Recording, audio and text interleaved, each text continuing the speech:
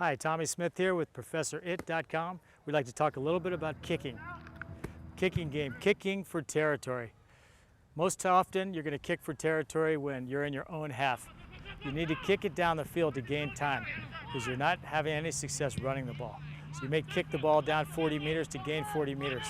Even though you have to give up possession, sometime it has to be done. So you'll kick the ball down the field and everybody has to be on sides behind you when they go to attack the catching team with the ball. Sometimes you have to do it because you're pinned on your own line and you have to make space.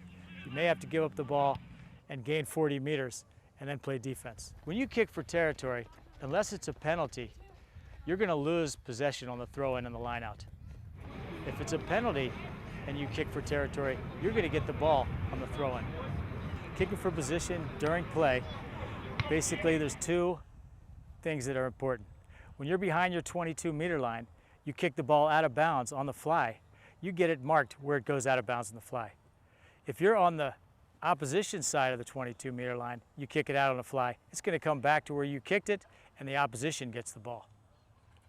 Now, if I'm running down the field and I'm trying to kick to the sideline, or what we call the touch line in rugby, I'm going to take the ball and punt it towards the sideline. There's a couple of ways of punting. You can punt with a spiral, or you can punt end over end, which is the modern preference. On the spiral, it's like an American football punter, where you're going to hit the ball and spiral it out of bounds, like so.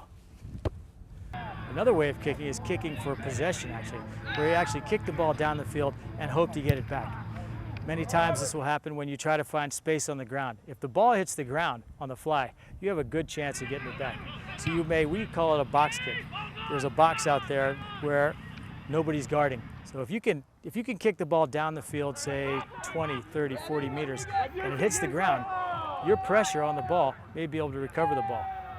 One way of kicking for possession is to pop the kick up or kick a high up and under, and then anybody behind the ball can run down, including the kicker, and catch it on a fly and keep running with it. You can actually pass it to yourself through the kick or pass it to another player on the team, as long as they start off behind you.